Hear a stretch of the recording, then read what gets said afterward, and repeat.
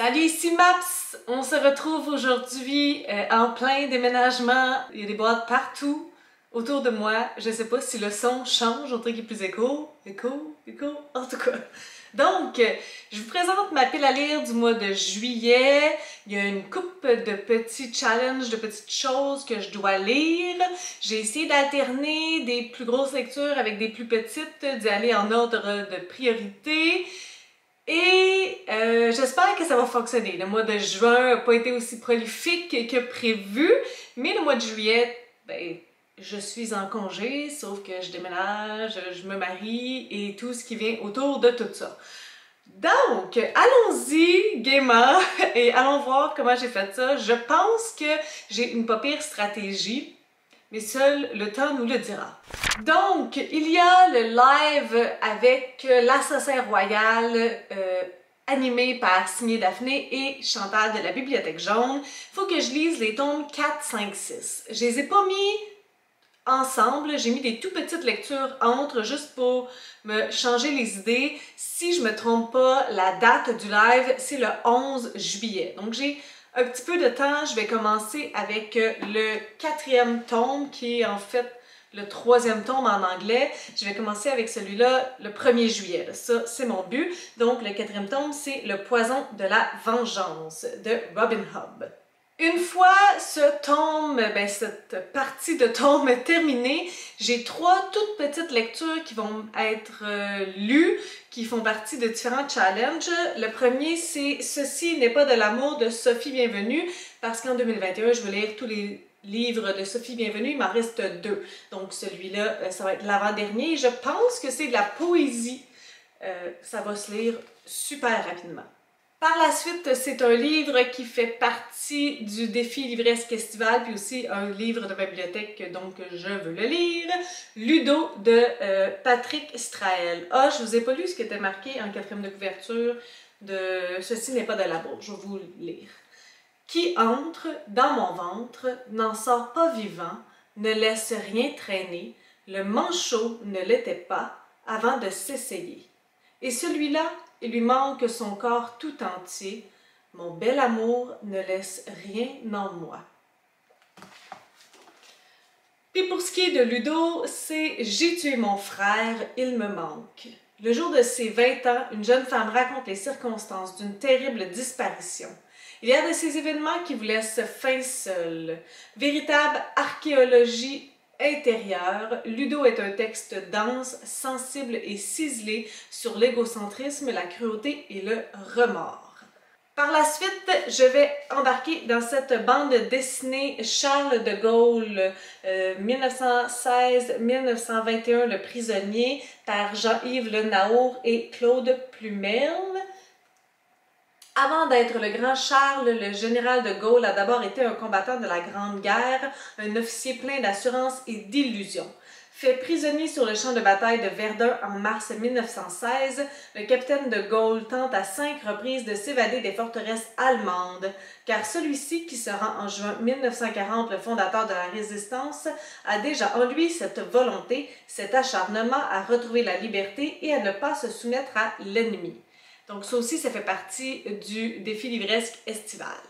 Par la suite, je vais retourner dans l'Assassin Royal de Robin Hobb, cette fois-ci le tome 5, La Voix magique. Puis si vous voulez savoir un petit peu plus, je vais vous référer vers les lives et vers ma première vidéo, mais on est rendu comme au 3e tome, donc je ne veux pas faire de spoilers. Par la suite, j'embarque encore dans 3 petites lectures. Celui-là, j'ai pas eu le temps de le lire au mois de juin, puis pourtant ça, j'allais dire ça n'a pas l'air gros, mais c'est bien rempli, là, finalement. Le Messie de Bélem de Pierre Sanson, je l'ai déjà dit, je pense, sur mon Instagram, je suis en train de faire une vidéo où je lis toutes les suggestions de Mado Lamotte, et celui-là en fait partie, puis je l'ai jumelé aussi dans le défi livresque estival. D'entrée de jeu, un dénommé Jadson Caldera meurt sous la torture au Brésil. Pourquoi? Comment cet homme simple a-t-il abouti en prison? Qui était vraiment celui qui se reconnaissait un seul crime, celui d'aimer? Le Messie de Bélem raconte l'histoire de cet homme ordinaire que l'amour a projeté dans une situation extraordinaire. Son histoire est reconstruite du point de vue des différents acteurs qui ont croisé sa vie, sa mère, son tortionnaire, son amant philosophe, etc. Et c'est un historien à la solde d'un gouvernement inquiet qui signe l'enquête finale sur Caldera que la rumeur publique transforme en libérateur. J'ai ce tout petit livre-là aussi, écrit par un auteur autochtone canadien, Shane Michael, Fif et Sauvage. Puis c'est de la poésie aussi, donc ça va pouvoir être parfait entre ça. Enfant de bête sauvage, odeur de cèdre. Enfant de bête blanche, odeur de petits fruits. Enfant rose, boisé sucré, viande fraîche qui roule en bouche avant le toast. Et la troisième lecture entre les 3 tomes de l'Assassin royal, c'est La femme de Valence d'Annie Perrault. Espagne, été 2009. Pour Claire, Alde et les siens, cela s'annonçait comme une villégiature tranquille. 3 jours à Valence, au milieu d'un été sans pluie, un hôtel avec piscine pour fuir la chaleur étouffante. Mais les voyages ne sont jamais sans histoire et le ciel n'est pas toujours bleu.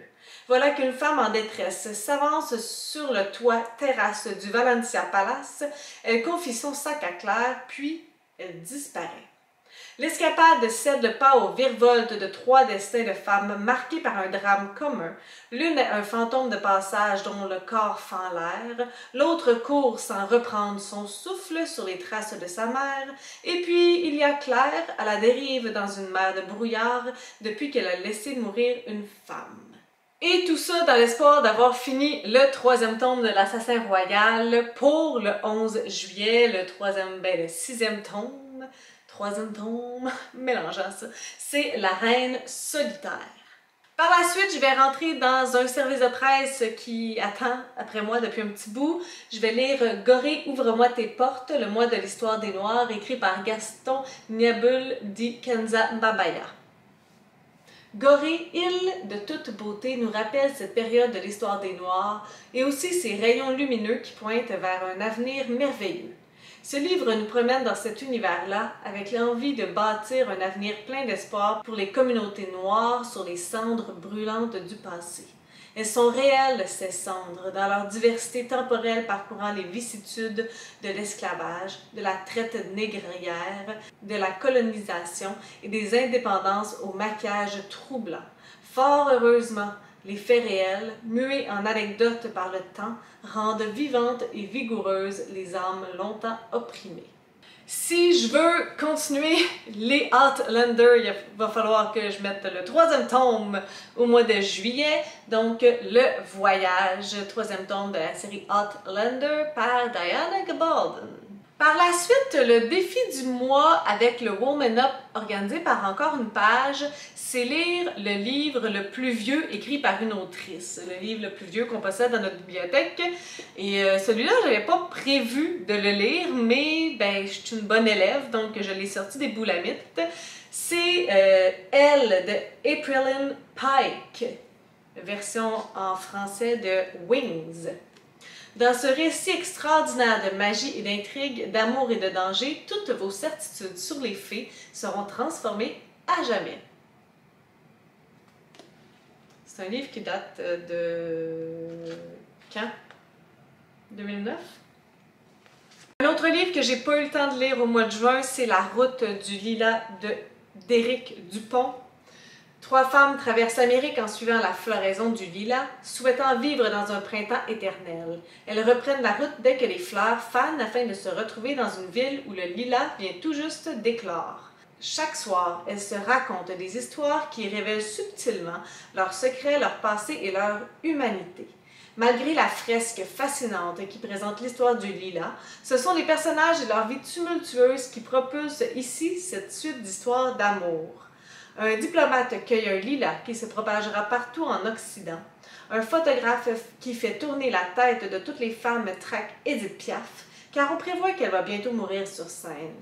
Une jeune fille étudie dans un couvent qui forme des épouses présentables pour les ambassadeurs. Une horticultrice célèbre se retrouve au cœur d'une guerre de pépinières. Enfin, le lilas fleurira en juillet dans un petit village de la côte gaspésienne, balayant le bonheur dans son éclosion. Lui aussi, il fait partie de ma vidéo pour Mado Lamotte. Puis, je pense pas que je l'ai mis dans Défi Livresse Estivale.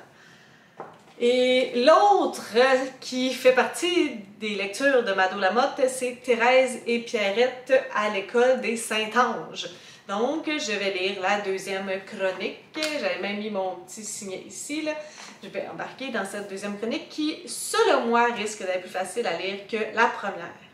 Et finalement, à la fin du mois de juillet, il y a le week-end sans signet organisé par Anne Littérarum. Ma pile à lire va arriver à la fin juillet, la fin de semaine d'avant. Puis j'ai commencé à constituer ma palle. Il me manque une catégorie qu'il faut qu'il soit choisie par quelqu'un d'autre, donc je ferai ça directement pendant que je vais faire ma page, je pense. Mais j'ai choisi mes lectures. Il va y avoir Mykonos d'Olga Duhamel-Noyer. Il y a le labyrinthe blanc des petites rues de Mykonos Town, la foule danse, la musique assourdissante et l'eau turquoise qui baigne la barre des plages tout autant que les côtes rocheuses de l'île grecque. Christopher, Sébastien, Jules et Pavel voyagent tous les quatre pour la première fois loin de chez eux. Les nuits sont longues à Mykonos. Dans ce roman solaire, elles peuvent également être périlleuses. Je vais aussi lire Cassiopée de Michel Marino. Cassiopée, 15 ans, un prénom emprunté à une constellation, des questions et des rêves plein la tête. Au fil des pages et des saisons, elle nous raconte ses amis, sa famille, l'école, les joies et les angoisses de son quotidien, et surtout l'éblouissement et la fragilité de son premier amour. Je vais aussi terminer cette série que j'ai tellement hâte de terminer. C'est la série Ash Princess, la princesse de cendre de Laura Sebastian. Donc ici, ça dit la princesse de cendre est morte, longue vie à la reine. Amber Queen. Puis je vais pas lire le quatrième de couverture, mais vous pouvez aller voir ma vidéo pour savoir ce que j'en avais pensé. Ma vidéo du premier tome est moins positive que celle du deuxième tome parce que le deuxième tome, j'avais vraiment beaucoup aimé. Donc j'ai hâte de voir qu'est-ce que ça va être avec le troisième tome. Puis la quatrième lecture, ça va être Je suis une maudite sauvagesse. Et les deux autres lectures qui vont être pour le week-end sans signet, je vais les faire la dernière journée, probablement le 1er août, donc je vous en parlerai pas au mois de juillet. J'ai l'impression d'avoir mis beaucoup de petites lectures, compte tenu que je risque d'être quand même assez occupée, mais en même temps c'est les vacances, et que je vais avoir plus de temps que dans un moment normal. J'espère que je vais réussir à lire tout ça pour continuer à avancer mes projets et tout et tout. Je publie des vidéos assez fréquemment dans une semaine. Si vous avez aimé cette vidéo, n'hésitez pas à mettre un petit pouce et à vous inscrire à ma chaîne. Si vous avez des suggestions, des critiques, des commentaires, vous pouvez le faire en dessous de ma vidéo. Et sur ce, je vous souhaite de bonnes lectures.